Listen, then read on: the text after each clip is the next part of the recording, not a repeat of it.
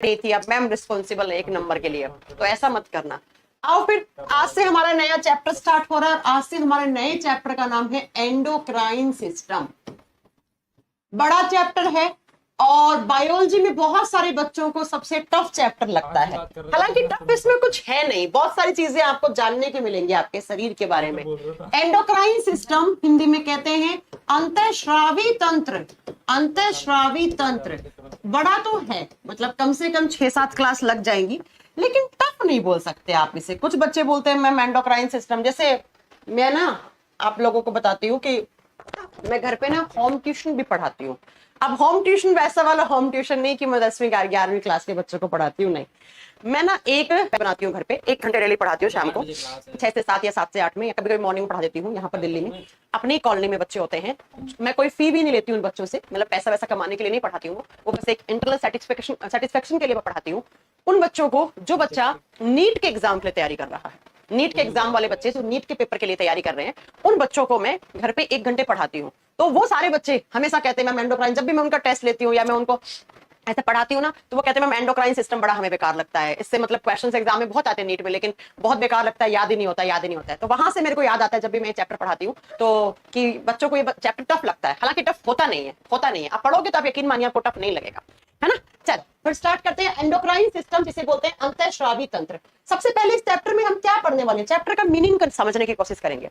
बच्चा आपने एक शब्द सुना होगा हार्मोन, सुना होगा ना कि हमारे शरीर में बहुत सारे हार्मोन्स होते हैं। अरे मेरे हार्मोन इम्बैलेंस हो गए इसलिए मुझे फलाना बीमारी हो गई, ऐसा कभी ना कभी आपने सुना होगा कि हमारे बॉडी में कुछ ऐसा हार्मोन है जो हार्मोन हमारे किसी ना किसी फंक्शन को कंट्रोल कर रहा है। अरे डॉक्टर ने कहा है कि मेरे तो ना हार्मोन्स इम्बैलेंस हो गए हैं इसलिए मेरे को ये बीमारी हो गई है, ऐसा आपने कभी ना कभी सुना होगा। तो इस चैप्टर में हम हार्मोन्स के बारे में पढ़ने वाले हैं। एंडोक्राइन सिस्टम का मतलब होता है ग्रुप ऑफ ऑर्गन्स, बहुत सारे ऑर्गन्स का एक ग्रुप है, और वो क्या करता है, वो एंडोक्राइन सिस्टम कहलाता है। एंडो का मतलब होता है अंदर, क्राइन का मतलब सिक्रीट करने वाला। ऐसे कुछ ऑर्गन्स है जो हमारी बॉडी में इंटरनली कुछ ना कुछ कोई केमिकल कंपाउंड सिक्रीट करते हैं, कोई रासायनिक यौगिकों का श्रावण करते हैं।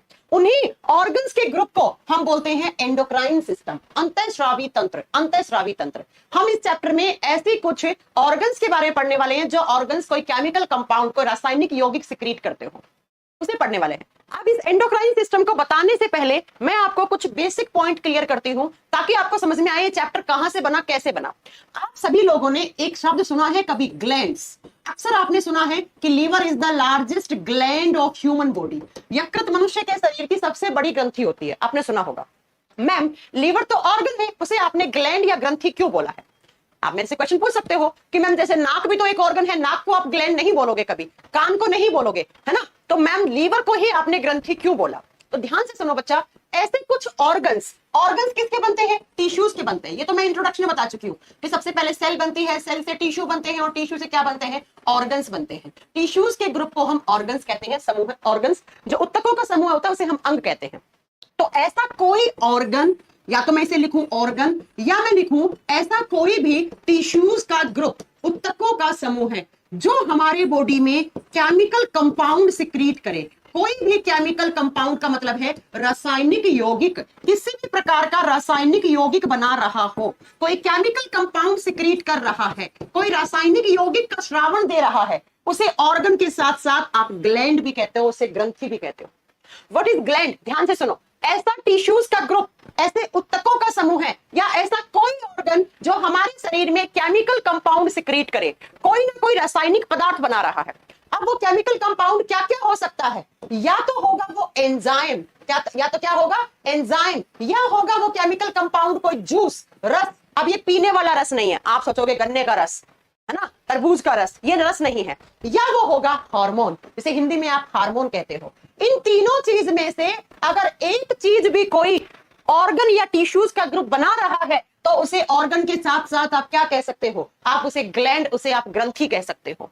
तो कोई आपसे पूछे व्हाट इज ग्लैंड, ग्रंथि क्या होती है, तो आप क्या बताओगे बच्चा? ऐसा ऑर्गन का ग्रुप या ऐसा कोई भी टिश्यूज का ग्रुप जो या तो एंजाइम बनाए, या जूस बनाए, या हार्मोन बनाए। इन तीनों चीज में से एक भी चीज कोई बनाता है तो उसे आप ऑर्गन तो बोलोगे, अंग तो है वो, लेकिन साथ में उसे आप ग्लैंड, उसे आप ग्रंथि भी कहोगे। इसका मतलब मैम हमारी बॉडी में ऐसी ग्लैंड्स है जो या तो एंजाइम बना रही होंगी, या जूस बना रही होंगी, या हार्मोन बना रही होंगी। बिल्कुल सही पकड़े हैं एकदम, कि हमारे बॉडी में ऐसी ग्लैंड्स होती हैं, ऐसी ग्रंथियां होती हैं जो या तो एंजाइम बनाती हैं, या जूस बनाती हैं, हार्मोन बनाती हैं। तीनों में से एक भी चीज कोई बना रहा है तो उसे ऑर्गन के साथ साथ आप ग्लैंड यानी कि ग्रंथि भी कहते हो। अब सुनिए बच्चा, जब बात करते हैं एंजाइम और जूस की, कभी कभी जूस के अंदर एंजाइम होते भी हैं, कभी कभी जूस के अंदर एंजाइम नहीं होते हैं। आप बोलोगे मैम जूस क्या है? पीने वाला जूस नहीं है। जूस का मतलब यह है कि कोई भी एक लिक्विड चीज जिसके अंदर या तो सॉल्ट हो, या आयंस हो, या उसके अंदर एंजाइम हो, तो उसे आप जूस कहते हो। बायोलॉजी की लैंग्वेज में उसे आप रस कहते हो। तो ऐसी ग्रंथि जो जूस और एंजाइम बनाए उसे कहा जाता है एक्सोक्राइन ग्लैंड। उसे क्या कहते हैं? एक्सोक्राइन ग्लैंड कहते हैं। उसे बहिस्रावी ग्रंथि कहते हैं। बहुत ध्यान से समझने जाना, ठीक है? जिसने जूस या एंजाइम बना दिया उसे एक्सोक्राइन, और जो हार्मोन बनाए उसे कहते हैं एंडोक्राइन ग्लैंड। उसे क्या कहते हैं? एंडोक्राइन ग्लैंड या अंतःस्रावी ग्रंथि कहते हैं। अंतःस्रावी ग्रंथि क्या होगी? जो हार्मोन बनाए। एक्सोक्राइन क्या होगी? जो मैम या तो एंजाइम बनाए या जूस बनाए। और जो तीनों ही चीज बना दे, जो एंजाइम भी बना सकती हो, जो जूस भी बनाए, जो हार्मोन भी बनाए, तीनों चीज बना दे, उसे कहते हैं मिक्स्ड ग्लैंड।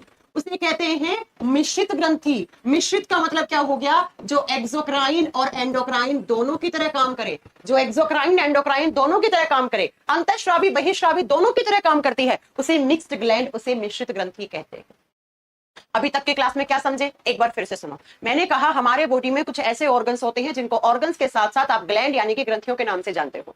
आप कहोगे मैम ग्लैंड क्या होती है? तो मैं कहूंगी ऐसा कोई भी ऑर्गन या टिश्यूज का ग्रुप जो कोई केमिकल कंपाउंड सिक्रीट कर रहा है, कोई रासायनिक पदार्थ बना रहा है हमारे बॉडी में। वो रासायनिक पदार्थ क्या क्या हो सकता है? या तो वो जूस होगा, या वो एंजाइम होगा, या हार्मोन होगा। अगर जूस और एंजाइम बनाया तो उस ग्रंथि को एक्सोक्राइन, उसे बहिस्रावी ग्रंथि कहेंगे। अगर हार्मोन बनाया तो उसे एंडोक्राइन ग्लैंड कहेंगे। और अगर जिसने दोनों की तरह काम कर दिया, जो जूस भी बना रही है, हार्मोन भी बना रही है, एंजाइम भी बना रही है, उसे मिक्स्ड ग्लैंड यानी कि मिश्रित ग्रंथि के नाम से आप जानते हो। करेक्ट है? चलो, ये मैंने ओवरऑल बताया है। अब बात करेंगे एक्सोक्राइन एंडोक्राइन ये सब क्या होते हैं।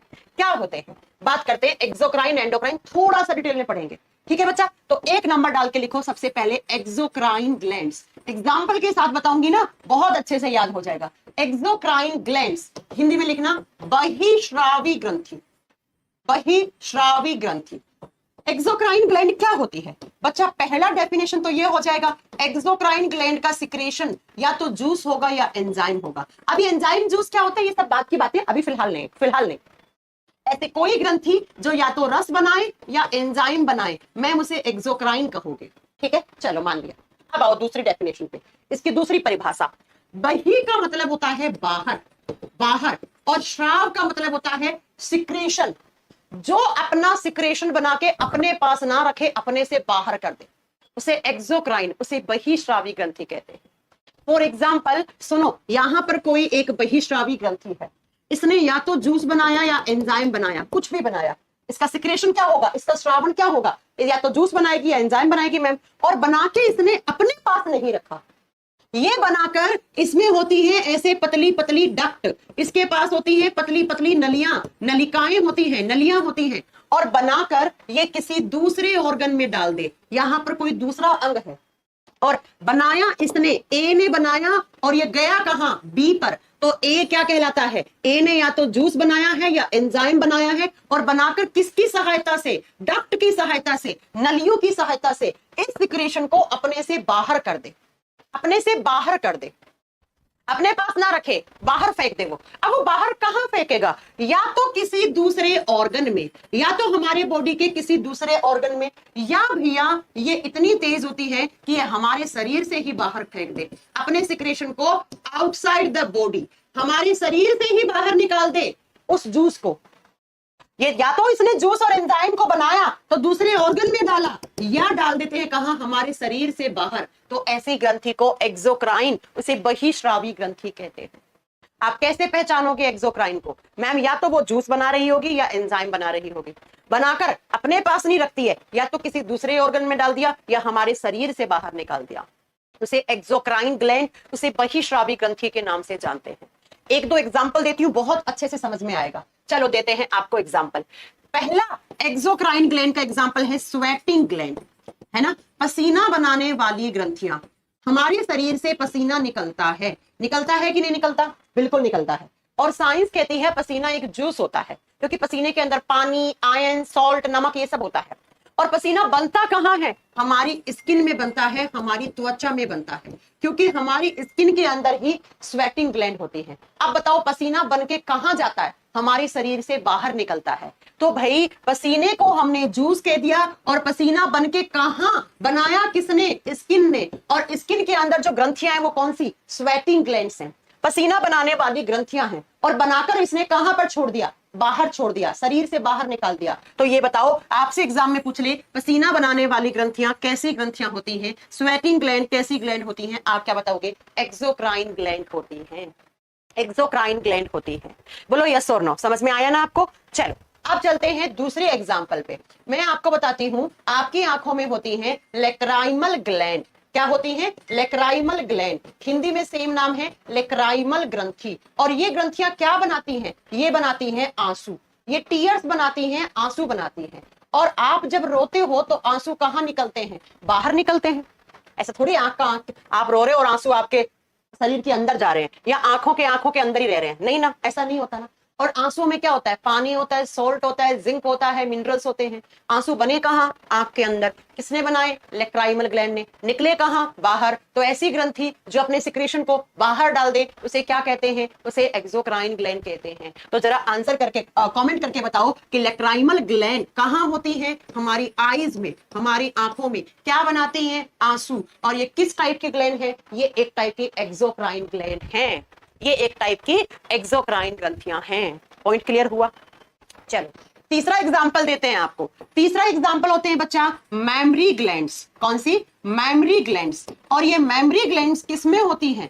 हिंदी में बोलते हैं आपके दूध बनाने वाली ग्रंथियां। दूध बनाने वाली ग्रंथियां जो फीमेल्स होती हैं, जो लड़कियां होती हैं, जो महिलाएं होती हैं, जो माँ होती है, और उस माँ के अंदर प्रेगनेंसी के समय जब वो प्रेग्नेंट होती है, अपने गर्भाशय में अपने बच्चे को रखती है, फिर उस बच्चे का जन्म हो जाता है, तो छोटे बच्चे को अपना दूध पिलाती है। वो उस दूध के अंदर, उसमें मैंने बताया था सब कुछ होता है। माँ का दूध बहुत जरूरी होता है बच्चे के लिए। और जो दूध बनाने वाली ग्रंथियां होती है उन्हें मेमोरी ग्लैंड्स कहते हैं। और ये क्या बनाती है? ये दूध बनाती है, दूध का एजैकुलेशन करती है। दूध बनाने वाली ग्रंथियां कहाँ होती हैं? चेस्ट में होती हैं। और ये सिर्फ फीमेल्स मैमल्स में होती है, मादाओं में पाई जाती है, लड़कियां महिला में पाई जाती है। दूध बनता कहाँ है? माँ के शरीर के अंदर। जब बच्चा दूध पीता है तो कहाँ निकलता है दूध? बाहर। तो मेमोरी ग्लैंड्स किस टाइप की ग्लैंड होगी? एक्सोक्राइन। क्यों होगी मैम? इसने दूध बनाया अंदर, निकाल दिया बाहर, तो एक्सोक्राइन का एग्जाम्पल है। नेक्स्ट अगले चलते हैं 4 नंबर पे, 4th नंबर पे। 4th पे आता है बच्चा लीवर।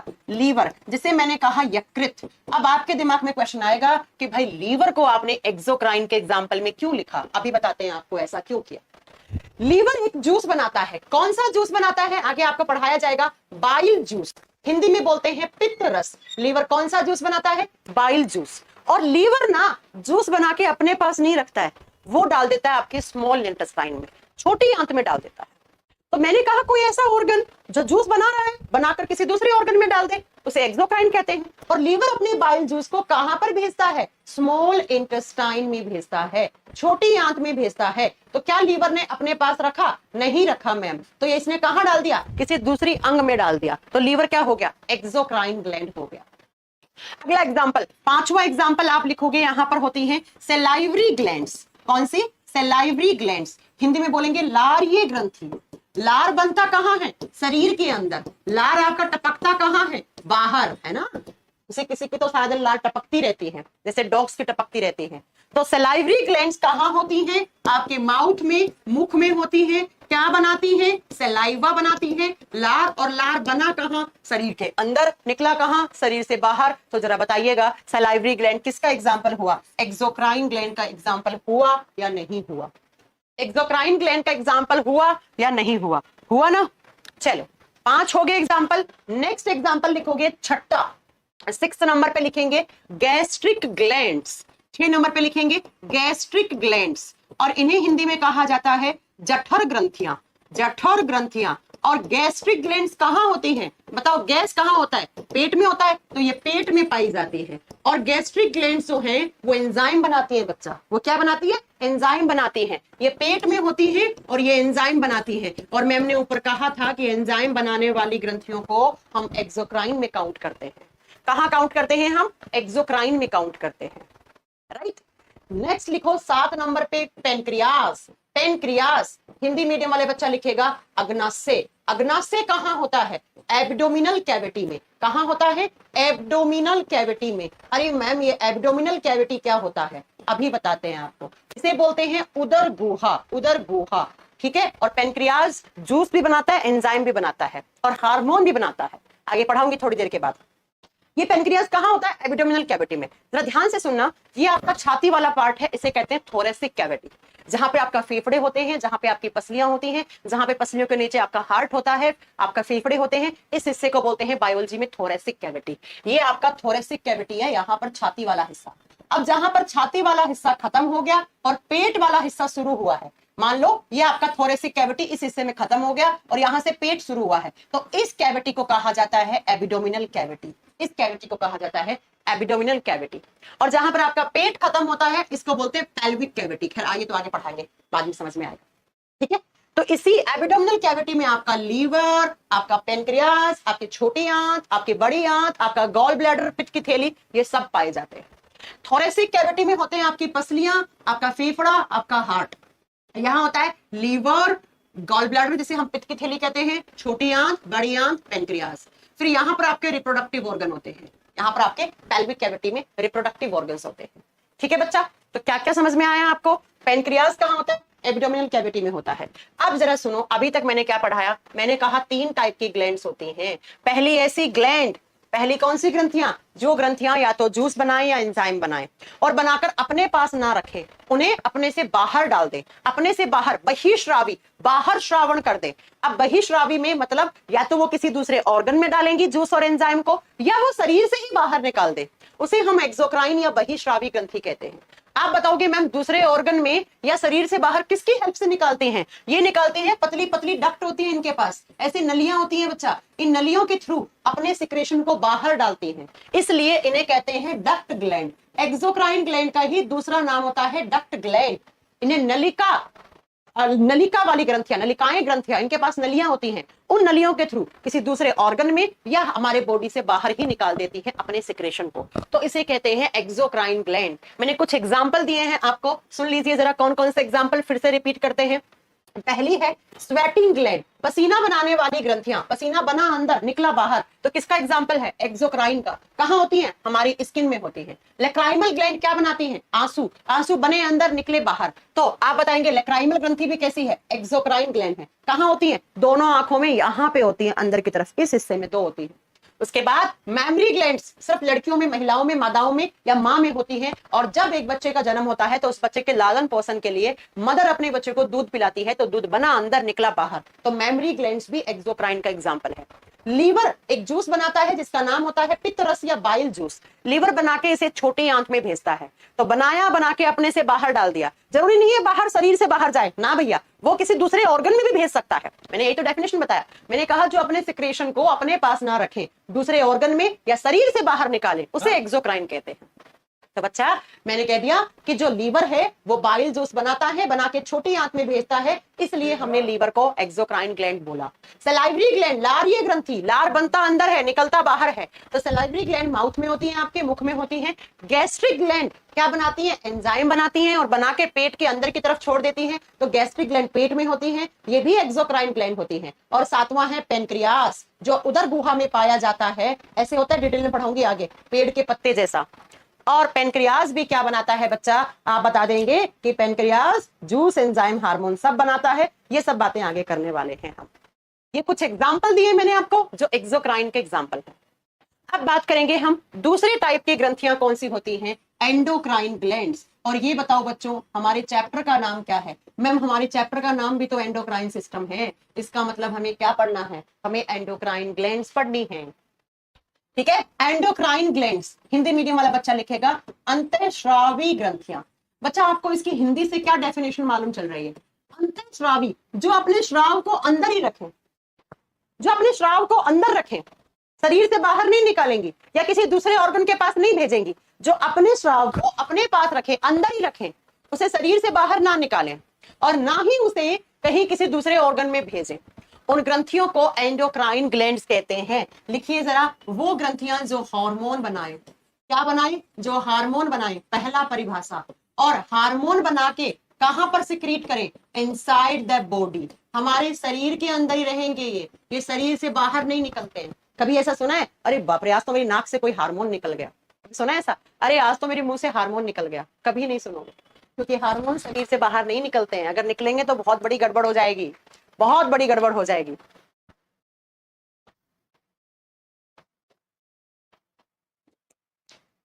ठीक है बच्चों, हो गया? बच्चों अब सुनो जरा मेरी बात ध्यान से। एंडोक्राइन ग्लैंड्स होती हैं, इनको हम डक्टलेस ग्लैंड कहते हैं। इनको डक्टलेस मतलब इनके पास नलियां नहीं होती, बिना नलियों वाली ग्रंथियां होती हैं। इनके पास कोई नलिकाएं नहीं होती। तो एग्जाम में क्वेश्चन पूछ ले, डक्ट ग्लैंड कौन सी होती है? जिनके पास डक्ट्स हो, नलियां हो। किसके पास होती है नलियां? नलियां होती है एक्सोक्राइन के पास। जिसके पास नलियां नहीं है वो कौन सी है? वो डक्टलेस है, बिना नलियों वाली। कौन सी होती है आप बताओगे? एंडोक्राइन ग्लैंड होती है। थोड़ा सा आपको डिटेल में ले जाकर समझाने की कोशिश करती हूँ, जरा ध्यान से समझना। मान लो यहां पर एक एंडोक्राइन ग्लैंड है, कोई भी, इसने बनाया हार्मोन, ऐसे बना लिया, ठीक है, हार्मोन बना लिया। अब बेचारे के पास कोई डक्ट तो है नहीं, कोई नली तो है नहीं। तो अब इसका हार्मोन, मान लो इस हार्मोन को काम करना है यहाँ पे, ये टारगेट पार्ट है इस हार्मोन, ये इस हार्मोन का टारगेट पार्ट है, मतलब यहां आकर इस हार्मोन को कोई काम करना है। जो भी इसका काम हो हार्मोन का, हर एक हार्मोन का अलग काम होता है। फॉर एग्जाम्पल मान लो यहाँ पे एक एंडोक्राइन ग्लैंड है, यहाँ पे एक अंतःस्रावी ग्रंथि है और इसने हार्मोन बनाया और इस हार्मोन को यहाँ आना है, इसका ये टारगेट पार्ट है, यहाँ आकर इसको अपना काम करना है। अब ये हार्मोन कैसे आए? इस ग्रंथि के पास नलियां तो है नहीं, नली तो है नहीं बेचारी के पास। तो क्या होगा बच्चा, इनसाइड का मतलब होता है अंदर बच्चा। तो क्या होगा, यहां आएगा इस ग्रंथि के पास खून, ब्लड आएगा बच्चा, ऐसे खून आएगा बहुत सारा, घूमता घूमता घूमता खून आएगा और खून इस हार्मोन को अपने साथ मिक्स करेगा और जाएगा और जाके इस हार्मोन को कहां छोड़ाएगा? इस टारगेट पार्ट तक छोड़ाएगा। जिस भी हार्मोन को जहां तक जाना है वो किस मीडियम के थ्रू जाता है? वो ब्लड के थ्रू जाता है, खून के थ्रू। भाई खून तो आप जानते हैं 5 से 6 लीटर होता है और सारा दिन हमारे बॉडी में घूमता रहता है। आपको कहीं भी चोट लगे, यहाँ चोट लगेगी तो खून निकलेगा, यहाँ लगेगी तो निकलेगा, यहाँ लगेगी तो निकलेगा, कमर में चोट लगी तो निकला, क्योंकि हर जगह आपके बॉडी में खून है, हर जगह ब्लड है। तो बच्चा मैं ये कहना चाह रही हूं कि जो हार्मोन्स होते हैं वो किसके अंदर मिक्स्ड होते हैं? Mixed in blood. हार्मोन्स हमारे खून में ही घुले हुए होते हैं। इसीलिए टेस्ट करवाना चाहते हैं, अरे मुझे थायराइड हार्मोन को टेस्ट करवाना है, तो हार्मोन थोड़ी निकलता है, खून निकलता है आपका। उस खून के सैंपल को ले जाकर लैब में चेक करते हैं डॉक्टर्स कि भाई इसमें कितना थायराइड है, कम है, ज्यादा है, कैसे है। तो मैं ये कहना चाह मिक्स्ड होते हैं, मिक्स्ड इन ब्लड। हार्मोन्स हमारे खून में ही घुले हुए होते हैं। इसीलिए जब भी आप किसी भी हार्मोन का टेस्ट करवाना चाहते हैं, अरे मुझे थायराइड हार्मोन को टेस्ट करवाना है, तो हार्मोन थोड़ी निकलता है, खून निकलता है आपका। उस खून के सैंपल को ले जाकर लैब में चेक करते हैं डॉक्टर्स कि भाई इसमें कितना थायराइड है, कम है, ज्यादा है, कैसे है। तो मैं ये कहना चाह रही हूं कि एंडोक्राइन ग्लैंड्स के पास क्या नहीं होती? डक्ट्स नहीं होती, नलियां नहीं होती। तो अगर एग्जाम में क्वेश्चन पूछा कौन सी ग्रंथियों के पास डक्ट्स नहीं होती, नलिकाएं नहीं होती, तो क्या बताओगे? एंडोक्राइन के पास नहीं होती। किसके पास होती है? एक्सोक्राइन के पास होती है। आपसे पूछे कि हार्मोन्स अपने टारगेट पार्ट तक किसके थ्रू पहुंचते हैं? खून के थ्रू पहुंचते हैं। हार्मोन्स आर, ये क्वेश्चन इतनी बार एग्जाम में पूछा हुआ है कि हार्मोन कहां मिले हुए होते हैं? हार्मोन्स आर मिक्स्ड इनटू, तो किसके अंदर मिक्स होते हैं हार्मोन्स? हार्मोन्स मिक्स होते हैं ब्लड के अंदर, खून के अंदर ही आपके हार्मोन्स मिक्स्ड रहते हैं। इसीलिए जब भी आपको किसी भी हार्मोन का टेस्ट करवाना है, किसी हार्मोन की कमी होगी, ज्यादा हो गया, चेक करवाना है, तो डॉक्टर क्या निकालता है? आपका खून निकालता है बच्चा, कि उसी खून के अंदर क्या है? हार्मोन्स मिले हुए हैं आपके। तो बता दोगे इतनी बात कि जो बेचारी एंडोक्राइन ग्लैंड्स होती हैं उनके पास किसी भी टाइप की डक्ट नहीं होती हैं और वो अपने सिक्रेशन को, बोले तो अपने हार्मोन को टारगेट पार्ट तक किसकी हेल्प से पहुंचाती हैं? ब्लड की हेल्प से, खून की हेल्प से पहुंचाते हैं। बताओ, इतना कोई डाउट है किसी को? बता दोगे इतनी चीजें? कभी भी किसी ने पूछ लिया तो? हाँ जी, कोई डाउट नहीं है ना यहां तक की क्लास में? फिर आगे प्रोसीड करूं मैं? कहीं पर भी डाउट हो तुरंत रोक लेना मुझे, है ना, रोक लेना तुरंत। चलो ठीक है, अब बात आती है मैम कितनी एंडोक्राइन ग्लैंड्स होती हैं? हमारा चैप्टर यही है, 9 एंडोक्राइन ग्लैंड्स होती हैं। और बच्चा जब आप इन नो एंडोक्राइन ग्लैंड्स के बारे में पढ़ते हो तो उसी चैप्टर का नाम है एंडोक्राइन सिस्टम। तो मैंने आज क्लास में आते ही क्या लिखा कि मैं आपको पढ़ाऊंगी एंडोक्राइन सिस्टम। इसका मतलब मैम क्या पढ़ाएंगी? एंडोक्राइन ग्लैंड्स के बारे में पढ़ाएंगी। इसका मतलब कितनी एंडोक्राइन होती हैं? नो। लेकिन मैं सीधा ही आपको एंडोक्राइन सिस्टम स्टार्ट कर देती और आपको ये ना बताती ग्लैंड्स क्या होती हैं, कितने टाइप की होती हैं, तो बताओ कितना कॉम्प्लिकेशन हो जाता आपके दिमाग में। इसलिए मैंने अभी ये 40 मिनट आपको पहले पूरा आपको फिल्म बना के बताया कि भाई आप मेरे से ये ना पूछो कि मैम ये ग्लैंड क्या होती है, ग्रंथि क्या होती है। अब अगर मैं चैप्टर का नाम लिखूं कि चलो बच्चों स्टार्ट करते हैं एंडोक्राइन सिस्टम, तो आपके दिमाग में क्या आएगा? अरे आज तो मैम एंडोक्राइन ग्लैंड्स के बारे में पढ़ाएंगे, आज तो मैम नो अंतःस्रावी ग्रंथियों के बारे में पढ़ाएंगे, मैम ऐसी ग्लैंड्स के बारे में पढ़ाएंगी जो क्या बनाती हैं? जो हार्मोन बनाती है ना। और इन्हीं एंडोक्राइन ग्लैंड्स के बारे में पढ़ना या एंडोक्राइन सिस्टम के बारे में पढ़ना एंडोक्राइनोलॉजी कहलाता है। क्या कहलाता है? Endocrinology. Endocrinology is the branch of biology in which we study about all endocrine glands of human body. Endocrinology biology का एक शाखा है, एक ब्रांच है, जिसमें हम ये नो की नो अंतःस्रावी ग्रंथियों के बारे में पढ़ते हैं हम नो की। बात क्लियर होगी? एंडोक्राइन क्या होती हैं? जो हार्मोन बनाए। एक्सो जो जूस और एंजाइम बनाए। मिक्स्ड क्या होती हैं? भाई मिक्स्ड ग्लैंड क्या है? जो एक्सोक्राइन एंडोक्राइन दोनों की तरह काम करे, उसे मिक्स्ड कहते हैं। अभी बात करेंगे, ठीक है। अब बात ये आती है हमारे बॉडी में कितनी एंडोक्राइन ग्लैंड्स होती हैं? 9 एंडोक्राइन ग्लैंड्स। पहले इसका नाम पढ़ाती हूँ, फिर आपके दिमाग में क्वेश्चन आ रहा होगा पक्का, और आना भी चाहिए। ये हार्मोन क्या होते हैं? मैम बचपन से सुनते आ रहे हैं हार्मोन हार्मोन हार्मोन। क्या होते हैं ये हार्मोन? कितने टाइप के होते हैं, है ना। ये सारी चीजें आगे से आगे चलती जाएंगी, पढ़ाऊंगी आपको कि हार्मोन्स क्या होते हैं, किसके बने हुए होते हैं, ये सारी चीजें आपको बताने वाली, ठीक है। सबसे पहले नो एंडोक्राइन ग्लैंड्स के नाम याद करने की कोशिश करो। हम एक बहुत ही भद्दा सा डायग्राम बनाने वाली हूं आपके सामने। आप खुद बोलोगे कि हाँ जी मैम ये क्या है? ये मुकेश है, ये मुकेश का सिर है। ये क्या है इसका? ये सिर वाला पार्ट। आप भी अपना याद करते जाना साथ में, ठीक है। और यहां पर है उसका दिमाग मुकेश का, और इस दिमाग के अंदर, ब्रेन के अंदर कितनी ग्रंथियां होती हैं? टोटल 3 एंडोक्राइन ग्लैंड होती है। यहां से शुरू करेंगे ब्रेन से। कौन कौन सी? पहला लिख लो हाइपोथैलेमस। हाइपोथैलेमस नो के पहले तो नाम लिखवा रही हूं मैं, अभी तो सिर्फ नाम याद करने आज की क्लास में। तो आपको पहली है ब्रेन में कौन सी? हाइपोथैलेमस। ये आपका दिमाग, दिमाग के अंदर पहली एंडोक्राइन ग्लैंड का नाम है हाइपोथैलेमस। और दूसरी जो होती है उसका नाम होता है pineal body, pineal body gland, pineal काय ग्रंथि। आज की क्लास में तो आप नाम याद कर लो, बहुत बड़ी बात है। पीनियल काय ग्रंथि, इसकी डिस्कवरी के लिए नोबेल प्राइज मिला था। तीसरी होती है पिट्यूटरी, पिट्यूटरी का नाम सुना होगा, पिट्यूटरी ग्लैंड, पीयूष ग्रंथि, हिंदी में थोड़ा सा अलग नाम है पीयूष ग्रंथि। और ये तीनों कहाँ है? मुकेश के ब्रेन में है, मेरे ब्रेन में है, आपके ब्रेन में है, सबके ब्रेन में होते हैं। अब आओ ब्रेन के बाद फेस वाला पार्ट। फेस पे कोई भी एंडोक्राइन ग्लैंड नहीं होती है। तो आइए गले में, जब गले वाले पार्ट की बात करते हैं इस तरीके से, तो गले में होते हैं 2 एंडोक्राइन ग्लैंड। कौन कौन सी? गले में इस तरीके से बटरफ्लाई के आकार की, तितली के आकार की। गले में पहली होती है thyroid gland. Thyroid gland Hindi में या तो थायराइड लिखा हुआ आएगा या आएगा अवटु ग्रंथि, अवटु। और इसी थायराइड के पीछे की तरफ होती है गले में ही पैराथायराइड। पैराथायराइड हिंदी में सेम नाम है, पैराथायराइड ग्लैंड। तो गले में कितनी होगी बताओ जरा? 2। आपके, मेरे, मुकेश, सुरेश सबके गले में 2 होती है। अब आइए जरा, गले के बाद आता है चेस्ट वाला पार्ट, इस तरीके से चेस्ट वाला पार्ट। और चेस्ट में होती है थाइमस ग्लैंड। चेस्ट में कौन सी होती है? थाइमस ग्लैंड, थाइमस ग्रंथि। मैं आपको ऐसे ही रफली बना के बता रही हूँ ताकि आपको याद रहे ये चीजें, ठीक है।